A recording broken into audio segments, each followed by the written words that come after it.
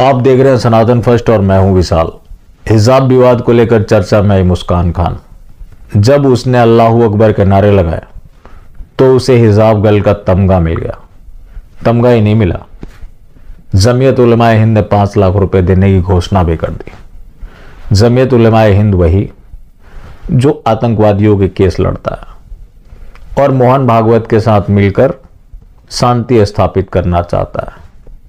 इसके लिए उन्होंने रामलाल को अपॉइंट भी कर रखा है। जैसा कि मैंने चर्चा आपसे किया था, तो भला कांग्रेस कैसे पीछे रहती। कांग्रेस के एक नेता ने उसे आईफोन दे दिया, तो वहीं एक हैदराबाद का 50 साल का व्यक्ति उससे मिलने चला गया और उसके शान में कसीदे पड़े कि इसने कौम का नाम रोशन किया है, और उससे वो हाथ मिलाया, उसके कमर पे हाथ रख दिया। जब हाथ रख दिया तो मौलाना को अखर गई, बोला कि ये नापाक है। उस लड़की को अल्लाह से खौफ तो है, वो लड़की दीनदार भी है, लेकिन उसके बाप ने उसे संस्कार नहीं दिया, मतलब उसे तरबियत नहीं दिया। मजहब के अनुसार गैर मर्द के साथ हाथ मिलाना भी नापाक है।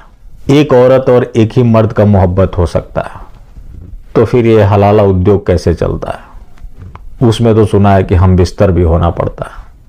एक तरह से वो शुद्धि का कार्यक्रम जब होता है तो भी तो गैर मर्द के साथ ही होता है, लेकिन मजहबी हैं, कुछ भी बोल सकते हैं। इसने कहा कि कोई भी लड़की को हम बहन बोल देते हैं, सुनकर बहुत अच्छा लगता है, लेकिन सगी बहन के अलावा हमारी कोई बहन हो ही नहीं सकती है। अल्लाह ने मोबाइल को लेकर 1400 साल पहले घोषणा कर दी थी कि जब किसी पराये मर्द का फोन आए तो उससे तल्खी से बात करो।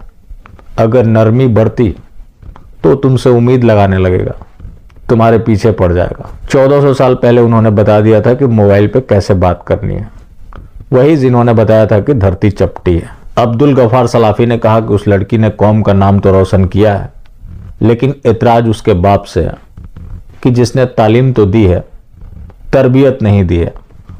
वरना वो लड़की जिसको अल्लाह का खौफ भी है, दीनदार भी है, लेकिन इस तरह की हरकत नहीं करती, इसलिए उसके बाप को उसे तालीम के साथ साथ तरबियत भी देनी चाहिए थी। जब बात हिजाब विवाद की है, तो उसी हिजाब विवाद की वजह से हर्षा को अपनी जान गंवानी पड़ी।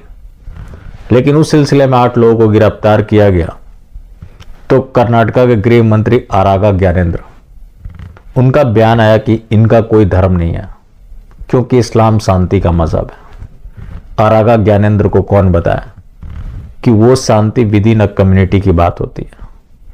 बाहरी काफिर से शांति स्थापित करना उनका कोई मकसद नहीं है, लेकिन क्या कीजिएगा, जब रसूल सेवा संघ ऐसा कर रहा है तो उसी के ये सब स्वयंसेवक हैं, इनका भी ये दायित्व बनता है कि इस तरह की उलूल जुलूल बातें करें, और जो अपराधियों का जड़ है उस चीज के ऊपर वो कवर फायर देते रहे। भारत में अब तक आतंकवाद का कोई धर्म नहीं होता था, और अब मजहब के नाम पर किसी की हत्या करने वाले का भी कोई मजहब नहीं होता। तो ये कमाल के तर्क है, ये किसी स्वयंसेवक के ही हो सकते हैं।